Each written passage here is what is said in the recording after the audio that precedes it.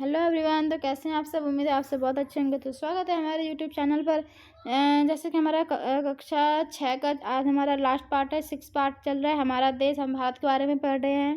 ठीक है, जो भारत में क्या क्या है, तो कितना जो है क्षेत्रफल में फैला हुआ है, लंबाई कितनी, चौड़ाई कितनी है, कितनी भूमि जो है इनकी है, हर चीज़ जो है हमने देखा। अक्षांश में कहाँ है, देशांतर में कितना तक फैला हुआ है। ठीक है, तो आज हमारा टॉपिक है, हम जो है पहले पार्ट जो है क्लियर कर चुके हैं। आज हमारा दूसरा टॉपिक है जिसका नाम था हमारा भौतिक, जो है सारे टॉपिक हमारा क्लियर हो चुका है। भौतिक विभाजन है। ठीक है, तो भौतिक विभाजन से हम जो है आगे पढ़ेंगे। ठीक है, एक बार पहले हम यहाँ देख लेते हैं ये क्या बता रखा है। चलिए पहले ये पढ़ लेते हैं, उसके बाद देखते हैं। वो जो है की पॉइंट होता है, हमसे भी कई बार क्वेश्चन पूछ लिया जाता है, इसलिए उसे भी हम पढ़ते चलेंगे, कुछ भी छोड़ना नहीं है। ओके फ्रेंड्स, और जो भी छूट जा रहा है मैं आगे बढ़ जाती हूँ। जो लगता है कि नहीं ये फालतू, मतलब थोड़ा ज़्यादा इंपॉर्टेंट नहीं है, तो उसे मैं थोड़ा सा जल्दी जल्दी पढ़ करके आपको समझा करके निकल जा रही हूँ। तो वो आपको जो है अच्छे से फिर से पढ़ना है, ऐसा नहीं कुछ आपको भी ऐसे ही निकल जाना है। आपको मैं टॉपिक क्लियर कर दे रही हूँ, बाकी जो है चीज़ों को अच्छे से समझ कर आपको पढ़ना है। ठीक है फ्रेंड्स, तो आगे बढ़ते हैं। आगे आता है, भारत में पाई जाने वाली भौतिक आकृतियाँ विभिन्न प्रकार की हैं। क्या है? भारत में बहुत तरह के, यानी कि पठार है, मैदान है, पर्वत है, बहुत तरह के हैं। तो अलग अलग उसकी जो है आकृतियाँ हैं, विभिन्न प्रकार की है। ठीक है, जैसे हमारा पर्वत है, पठार है, मैदान है, तट है और द्वीप समूह है। तो उत्तर में बर्फ से ढका हुआ हिमालय संतरी का कार्य करता है। ठीक है, यानी कि हमें बचाव का एक काम करता है। जो ऊपर जो है, नहीं तो हमारे ठंडी के मौसम में क्या हो, पूरा जो है हमारे यहाँ पे बर्फ़ जम जाए, सब जो है लोग घर से निकलना मुश्किल हो जाएगा, है ना। पर्वत की वजह से क्या है, जो बर्फ़ को रोके रखती है, जिससे कि हमारे देश में जो है कम ठंडी आती है, हवाओं को रोक लेती है। हिम प्लस आल्य, यानी का इसका मतलब होता है बर्फ़ का घर। ठीक है, बर्फ का घर। हिमालय पर्वत को 3 मुख्य समांतर श्रृंखलाओं में बांटा जाता है। हिमालय पर्वत को 3 मुख्य श्रृंखलाओं में बांटा गया है। कौन कौन सा है वो? जो हमारा माउंट एवरेस्ट है, सबसे जो बहुत बड़ा बड़ा जो है, इसको 3 नाम दिया गया है। सबसे उत्तर में जो है स्थित है, उस श्रृंखला को क्या कहते हैं? बृहत हिमालय। क्या कहते हैं? बृहत हिमालय। और या फिर हिमाद्री कहते हैं, दोनों जो है कहते हैं, बृहत हिमालय, बृहत हिमालय या फिर हिमाद्री कहते हैं। तो इसी श्रृंखला में विश्व की सबसे ऊंची शिखर है। इसी श्रृंखला में क्या है? विश्व की सबसे ऊंची शिखर है मध्य हिमालय या हिमाचल, हिमाद्री के दक्षिण में स्थित है। मध्य हिमालय कह लो या फिर हिमाचल कह लो, तो या हिमाद्री के, फिर ये कहाँ पे स्थित है? हिमाद्री के दक्षिण में स्थित है। ठीक है, बहुत से जो है लोकप्रिय पहाड़ी स्थान से क्या होता है, बहुत से लोकप्रिय पहाड़ी स्थान यहाँ जो है स्थित है। और 5 पहाड़ी जो है स्थानों के नाम पता लगाने के लिए आपको बोल रहे हैं। शिवालिक जो है, शिवालिक सबसे दक्षिण में स्थित जो है इसकी श्रृंखला है, शिवालिक। ठीक है, हिमालय के दक्षिण में भारत का उत्तरी मैदान स्थित है। हम इसको मैप में भी देखेंगे। ठीक है, भारत का उत्तरी मैदान जो है स्थित है हमारा कहाँ पे? हिमालय के दक्षिण में। ये जो है मैदान समतल तथा सपाट है। ये मैदान सिंधु, गंगा, ब्रह्मपुत्र तथा इनकी सहायक नदियों के द्वारा लाए गए जड़ों निक्षेपों से बने हैं, निक्षेपों से। यानी कि ये जो मैदान है हमारे, ये किससे बना है? जो मैदान है वो सिंधु नदी है, गंगा नदी है, ब्रह्मपुत्र नदी है, इनके साथ जो लाए हुए अवसाद होते हैं ना, उससे जो हमारी जो है वहाँ की जो है मैदान बना हुआ है। ठीक है, आगे बढ़ते हैं। आगे आता है हमारा नदियों के ये मैदान कृषि के लिए जो है उपजाऊ भूमि प्रदान करती है। तो उपजाऊ भूमि हमें कौन प्रदान करता है?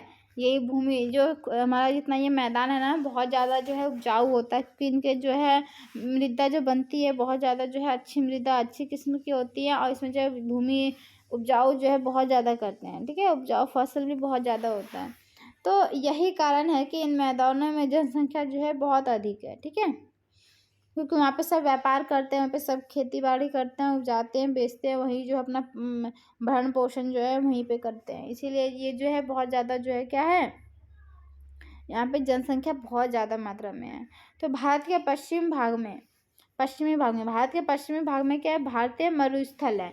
इस साइड को क्या है, हमारे भारत में मरुस्थल यानी राजस्थान, गुजरात में ये जो है शुष्क, गर्म तथा रेतीला स्थान है। यहाँ जो है वनस्पति की मात्रा बहुत कम है, वनस्पति की मात्रा जो है बहुत कम है। उत्तरी मैदानों के दक्षिण में, उत्तरी मैदान जो है, फिर उसके दक्षिण में क्या है, प्रायद्वीप पठार है। मतलब नीचे के साइड हमारा क्या है, पठार है, प्रायद्वीप पठार है। तो इसकी जो है आकृति त्रिभुजाकार है, नीचे के साइड से ही होती है, नीचे के साइड में होती है, इसलिए त्रिभुजाकार बोलते हैं। तो बहुत सी पहाड़ी जो है श्रृंखलाएं तथा घाटियां स्थित है। इसके उत्तर और पश्चिम में क्या है, अरावली श्रृंखला स्थित है।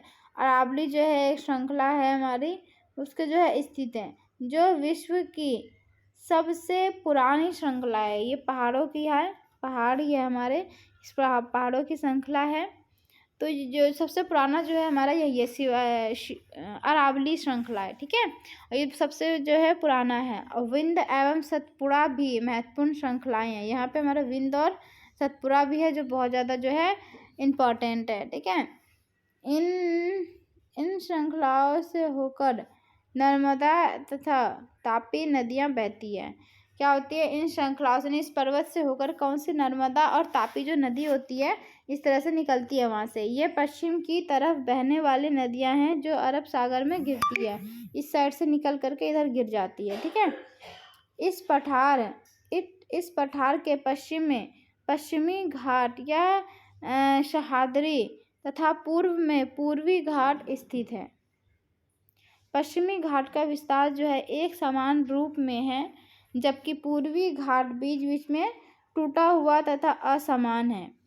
इन पठारों में खनिजों की जो है बहुत ज़्यादा मात्रा में खनिज होते हैं हमारे, खनिज जैसे कि कोयला, लौह अयस्क की प्रचुरता, यानी लौह अयस्क भी है। पश्चिम घाटी के पश्चिम में तथा पूर्वी घाट के पूर्वी में तटीय मैदान स्थित है। पश्चिमी तटीय मैदान जो है काफ़ी संकरे हैं, पूर्वी तटीय मैदान जो है हमारा,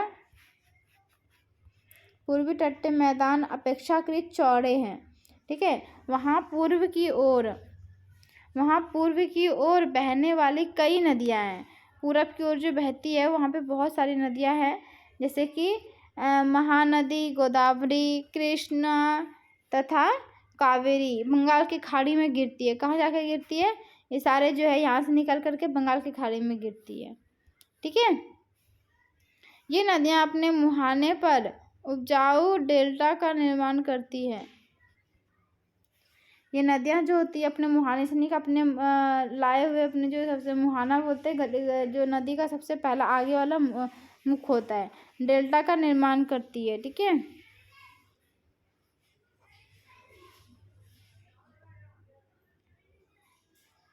उसके बाद आता है हमारा,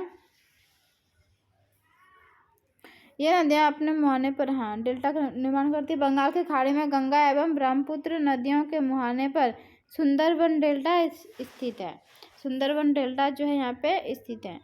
तो बहुत ये भी खूबसूरत है, ऐसी बात नहीं है ना। जितना हमने ऊपर पढ़ा महाद्वीप के बारे में, महाद्वीप इतने सुंदर हैं, तो उसी तरह से ये भी हमारा जो है बहुत ज़्यादा खूबसूरत है। देखो, आओ कुछ करके सीखे, ये एग्जाम्पल देते हैं, आप पढ़ लिया करो खुद ही, ठीक है। इतना मैंने ये सब नहीं पढ़ती हूँ। क्या आप जानते हैं अब इसमें जो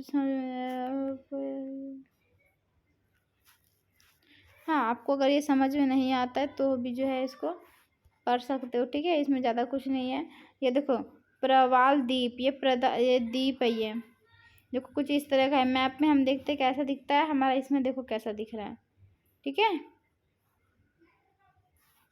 आगे बढ़ते हैं। सुनामी, एक लड़के ने सुनामी के बारे में लिखा है, इसको हम एक बार पढ़ लेते हैं, ठीक है।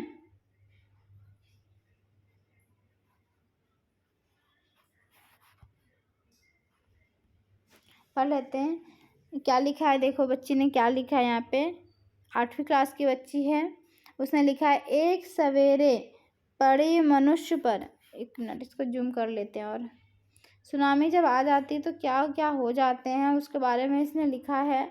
तो वो चीज़ जो हम पढ़ते हैं, इसके गांव में शायद सुनामी आता होगा इसलिए लिखा है, तो हम इसके बारे में पढ़ते हैं। एक सवेरे पड़ी मनुष्य पर जलजले की काली छाया, सुनामी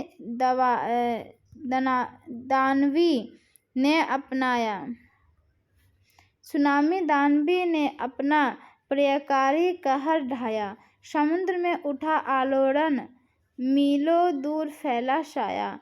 प्रकृति के विनाश ने मानव को अपना ग्रास बनाया। विनाश का था विकराल आकार, चारों ओर मचा हाहाकार। कोई नहीं बच पाया उससे, भाग बचाने अपने प्राण। हिंद महासागर था रक्षक, अब बना हमारा भक्षक। सर्वत्र निगल गया मानव को, करके अस्तित्व नष्ट। यानी कि कह रहा है जब सुनामी आई तो किस तरह का कैसा कैसा हुआ। उठे हजारों हाथ प्रतिक्षण सहायता में पीढ़ियों के, ये दिखाने सागर को कि हम वो हैं जो कदापि नहीं भागते। बिल्कुल सही बात है, बिल्कुल सही बात ये लिखी है ना, मज़ा आया पढ़ के। और यहाँ पे क्या लिखी है, रात थी काली फिर भी आशा की किरणें चमकेगी। रात थी काली लेकिन फिर भी उसको आशा थी कि किरणें जो है चमकेगी, फिर जिंदगी करवट बदलेगी और हृदय में खुशियाँ जो है दमकेगी। इस तरह से कुछ जो है मन में लिए ये फिर रही थी, उसने ऐसे गुरु लिखा है। ये देखो इसका ये गांव है, जैसे गांव है, अचानक से यहाँ पे सुनामी आ जाती है तो कैसे क्या हो सकता है। इसीलिए जो है बहुत परेशानी होती है, एक जगह से दूसरे स्थान पर सामान को छोड़ के भागना होता है।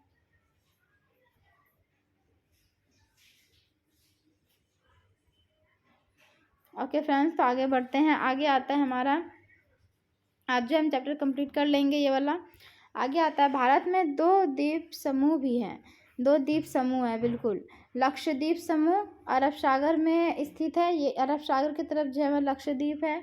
और ये केरल के तट से दूर स्थित प्रवाल द्वीप है। अंडमान एवं निकोबार द्वीप ये हमारा जो है हिंद महासागर के साइड में नीचे है। भारत में दक्षिण पूर्व दिशा में,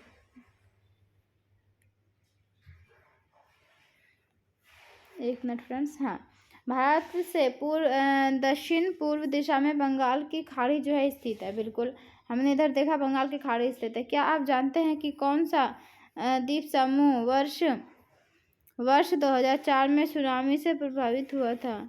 समाचार पत्र तथा लोगों से बातचीत के जरिए जानकारी प्राप्त कीजिए कि जब सुनामी भारतीय तट पर टकराई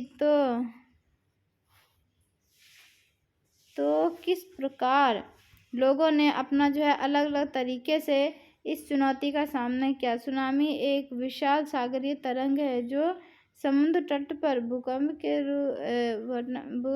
कारण उत्पन्न होता है।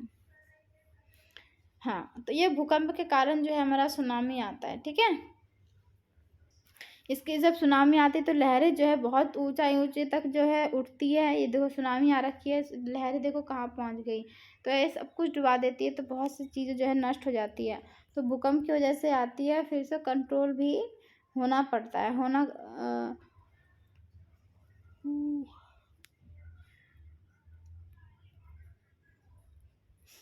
होता है। ठीक है, तो फ्रेंड्स हमारा जो है चैप्टर यहाँ पे समाप्त होता है। जो समझ में नहीं आया पूछ सकते हो, ज़्यादा कुछ टफ नहीं था, बहुत इजी था। आपको हमने जो चीज़ मैंने बताया बस उसके बारे में हमने फाइंड करके बस पढ़ा है यहाँ पे।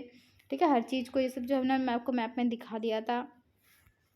अब आते हैं अभ्यास पर। अभ्यास जो है आपको खुद करना, अगर आपने लेसन अच्छे से सुना है तो आप जो है अभ्यास अच्छे से कर पाएंगे। ओके फ्रेंड्स, तो मिलते हैं अब नेक्स्ट क्लास में। Bye bye.